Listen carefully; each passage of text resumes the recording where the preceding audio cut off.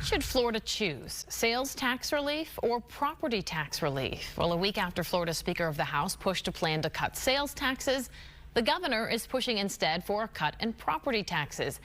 He says it would reward the right people. Fox 14's Evan Axelbank in the newsroom tonight with the latest on these dueling proposals, Evan, because I guess we can't have both, right?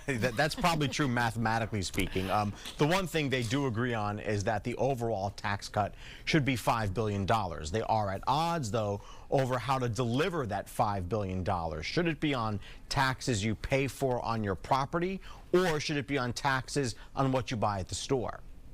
The governor turned to someone who admits they're a hawk about their taxes to make the case in a way no politician can. We're retired, we live on a very fixed income, and property taxes take a big bite out of our budget. Bill Hyde of Oviedo stood at a podium designed by the governor's office to demand lower property taxes. We write the check every year, and we write it on November the 1st to get that little discount. The governor is pushing lawmakers to take up a $5 billion cut that would give the average homeowner a $1,000 break on their property taxes.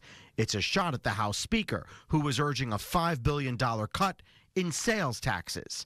The governor says that would help too many out-of-towners. I want Canadian tourists and Brazilian tourists subsidizing the state and making it so Florida residents pay less taxes.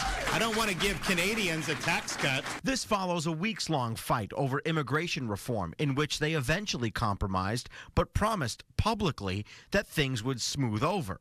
The governor says he's not against a sales tax cut per se, but the House Speaker said last week it would be the fastest way to help the most people. But this year, we'll try a novel concept and make Florida more affordable by giving the people of Florida their own money back to them. Democrats have likened the idea to living only on candy, saying the cost of these tax cuts, either on sales or property, is fewer services like police, education, and environmental protection.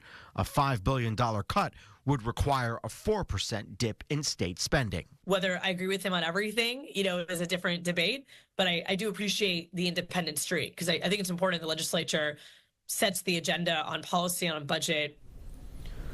Today, the House Speaker said that he welcomed the governor's ideas to the table. The Senate president took both sides, but said that any cut should be made without taxes having to be raised in the future in case the economy stumbles. The governor says there is enough of a surplus to where drastic cuts in services would not necessarily have to be made, Allie. All right, we shall see. Evan Axelbank live for us tonight. Evan, thank you. Well,